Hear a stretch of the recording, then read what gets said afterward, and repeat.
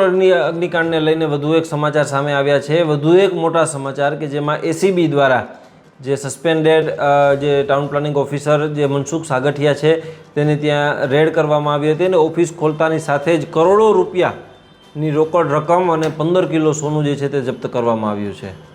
ફરીથી એક વખત જે એસઆઈટી દ્વારા જે તપાસ કરવામાં આવી રહી છે તેમાં તપાસમાં જે મનસુખ સાગઠિયાની જે હાઈ પ્રોફાઇલ જે ઓફિસ છે તે ઓફિસમાંથી કરોડો રૂપિયા જે અત્યારે હાલ એસીબીને જે છે તે બરામદ થયા છે અને અત્યારે હાલ તે તમામ જે રોકડ રકમ છે તે અત્યારે કબજે કરી અને હજુ પણ આગળ તપાસ જે છે તે ચાલી રહી છે।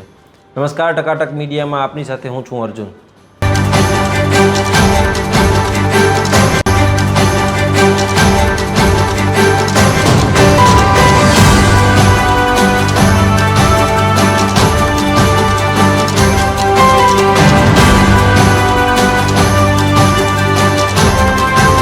અગ્નિકાંડને લઈને એક નવો ઘટસ્ફોટ થયો છે જેમાં suspended town planning officer TPO Mansukh Sagathiya જેના પર છેલ્લા ઘણા સમયથી તપાસ ચાલી રહી છે તે તપાસમાં અત્યારે હાલ જે એક નવો ઘટસ્ફોટ થયો છે તેની હાઈ પ્રોફાઇલ ઓફિસમાં એસીબી દ્વારા રેડ કરવામાં આવતા ત્યાં 5 કરોડ રૂપિયા રોકડ અને 15 કિલો જેટલું સોનું જે છે તે જપ્ત કરવામાં આવ્યું છે।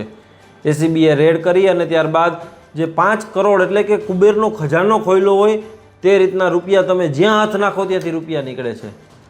એક ટાઉન પ્લાનિંગ ઓફિસર ટીપીઓ દરજાના માણસ પાસેથી તમે કલ્પના ન કરી શકો એટલો રૂપિયો મળે છે। પછી આ પ્રકારની દુર્ઘટનાઓ થાય તો તે કદાચ વિચારવા માટે કદાચ ખૂબ જ ભયાવહ પરિસ્થિતિ તેમના માતા પિતા માટે હશે જેમના પરિવાર ગુમાવ્યા છે, જે તે પરિવારો માટે જેમને તેમના સભ્યો ગુમાવ્યા છે તેમના માટે આ ખૂબ જ જે દર્દનાક અને કરુણાંતિકાવાળી જે પરિસ્થિતિ હશે। પરંતુ જે આ પ્રકારના જે ભ્રષ્ટાચારીઓ છે, જે સાગઠિયા જેવા જે ભ્રષ્ટાચારીઓ છે તેમના માટે કદાચ આ 1 રૂપિયા હશે તેનાથી વિશેષ કાંઈ નથી।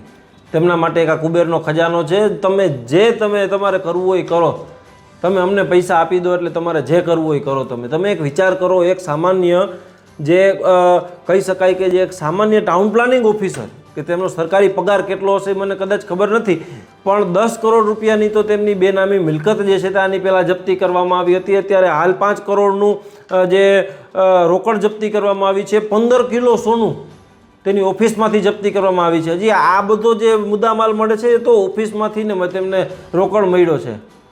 આવડું મોટું જે ફાર્મ હાઉસ બનાવવામાં આવ્યું હતું, યુરોપ પેરિસમાં હોય એ પ્રકારના ફાર્મ હાઉસ બનાવવામાં આવ્યા હતા।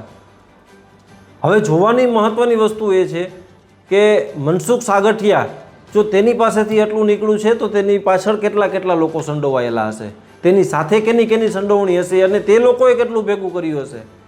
કારણ કે જે પ્રકારે જે લોકોના જીવ ગયા છે ને તે કોઈ એક માણસની સંડોવણી ન હોઈ શકે, તેમાં ઘણા બધાની ઇન્વોલ્વમેન્ટ જે છે તે બહાર આવશે। જો સાગઠિયા આટલું કમાણું છે તો બીજા લોકો છે તેમને કેવડો મોટો ભ્રષ્ટાચાર કર્યો હશે।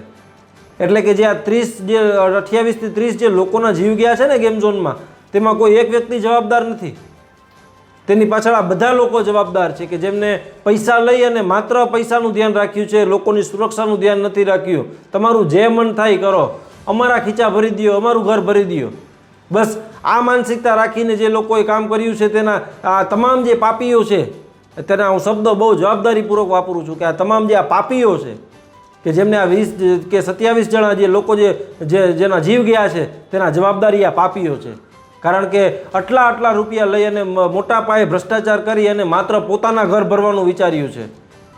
ખેર અત્યારે હાલ હજુ પણ એસીબીની તપાસ અને એસઆઈટીની તપાસ ચાલુ છે, ત્યારે સાગઠિયા પાસેથી તો અત્યારે હાલ સતત જે કુબેરના ખજાનામાંથી એક બાદ એક દરવાજા ખુલતા હોય પેટારાના તેવું અત્યારે ચિત્ર સામે આવે છે।